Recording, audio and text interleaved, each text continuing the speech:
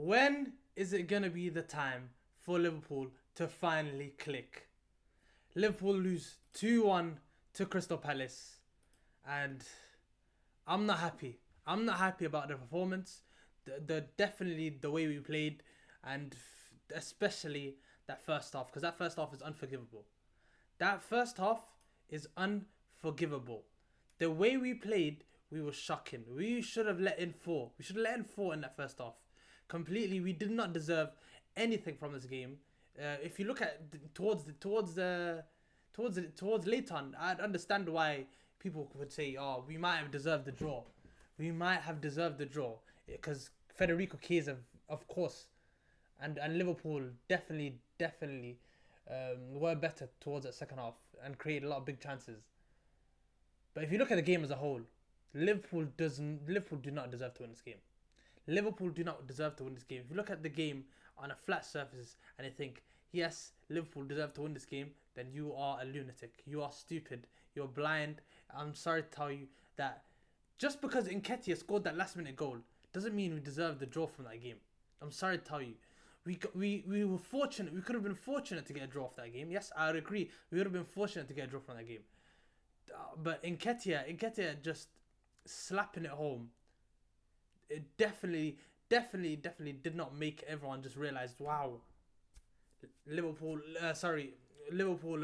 Crystal Palace definitely doesn't deserve just a draw or whatever it is. Liverpool definitely didn't deserve just a draw. Liverpool deserved Liverpool definitely didn't deserve to draw. Liverpool deserved um, a way less, way less. We definitely deserve to get battered this game. We deserve to get battered this game. We're talking 2-0, 3-0. We deserved to get battered this game. We were so lucky. We were so lucky. If you look at the momentum, the way the game was, like throughout that first half, you can see that absolutely Crystal Palace on top throughout most of the first half. And then you look at the second half. Of course, we had our chances towards 60th minute towards when you started making the changes. 60th minute towards the 80th, I'd say towards the 80th minute, we definitely deserved getting at least maybe a goal. So if we were fortunate to get at least a goal, I'd say. But if you look at the expected goals, the big chances created, the throw like Crystal Palace definitely deserved to win the game. Definitely deserved to win this game. And if you look at the game, if you look at the players, like the player performances, Florian Wirtz, man, we need to have a conversation. We need to have a conversation because before we were winning, and you weren't having these performances. You were having these performances, and we were winning. So it's like we papered over the cracks. Now we're not performing, and you're still playing like this. We're not winning, and you're still playing like this. So there's something's wrong here. Now I'm thinking there's something wrong here now, because when we need you, where are you to step up? Because to my knowledge, a creative midfielder is meant to create. A creative midfielder is meant to create, and you did not create much today. You had a chance. You had a chance that you created. I think you had one chance created. I think it must have been one chance. A creative midfielder is meant to create, and you only created one chance the whole game. You created one chance the whole game, and you created, and you had one big chance as well, missed by the way. One big chance that you did miss, right in front of goal. Like you should have probably scored.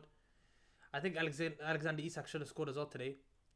But we did not perform in the final third.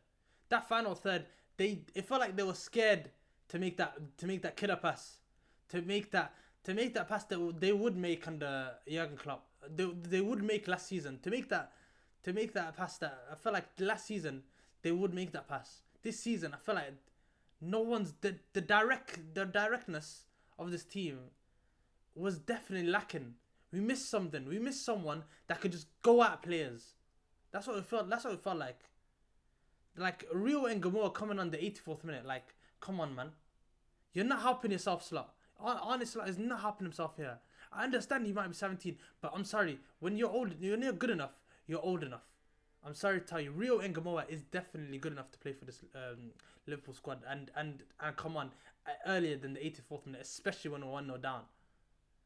Federico Chiesa definitely should have started this game, especially after that Carabao Cup game. Should have started this game. So if you look at the team that even we put out, it's good enough to beat the side. So what's wrong? What is wrong? What is wrong is that this Liverpool team clearly haven't got the chemistry around each other on the football pitch. But off the football pitch, it seems like Family FC. It seems like the team harmony is there. Off the football pitch, everyone looks happy. But on the football pitch, it feels like they don't know each other. They have not. They literally. It feels like it's still pre-season. These players, because it's like they don't know where each other fits, their best areas, and it's like. When Bradley came off, and then I feel like Szoboszlai moved back into, I think, the right back position. It seemed much better. It seemed much smoother. And then Frimpong also came on. Then Szoboszlai moved back into the final third again.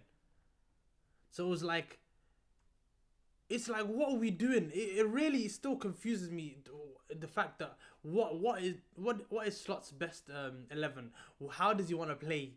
Or it's more like how exactly does Slot want his front three to play? That's the weird. Other than that, I feel like the midfield, I understand it. The defense, I understand. Defense, of course, we need to sort out something in defense, because something's going wrong here. Again, something's wrong here. Like, again, I feel like in that first half, Konate was getting bullied a bit too much by Mateta. Mateta was bullying him in that first half. So if you look at that Crystal Palace team, how is Mateta, Ismail Assar, of course Ismail Assar always scores against the Liverpool team. It doesn't matter if it's Crystal Palace, doesn't matter if it's Watford.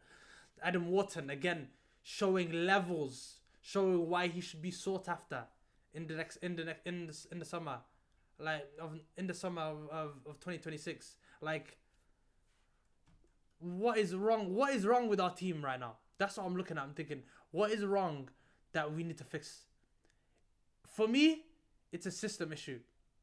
Because Salah's not performing. And we know Salah. Salah is Salah. Salah will perform. If you put him in the right areas. So for me, like, you saw it from last season. Of course, if you see the way Slot put him in last season, he will perform, put him in the right areas.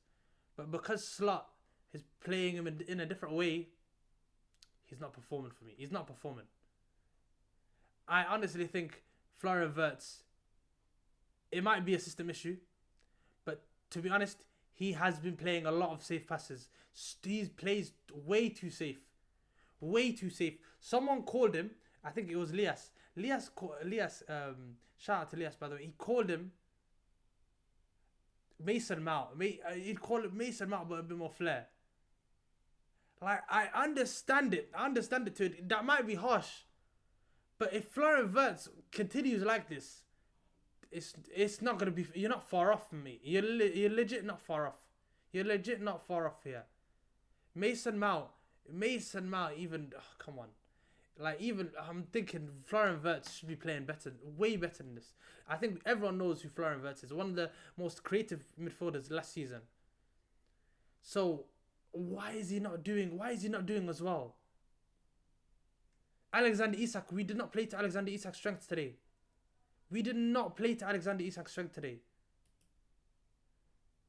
Even McAllister's not had a great start to the season. He might have had some personal issues. Of course, he had a child not too long ago. He has had some personal issues. I understand that, but he is not performing well today. He's not performing well in the last couple of games recently. In that first half, they locked off Gravenberch pretty much.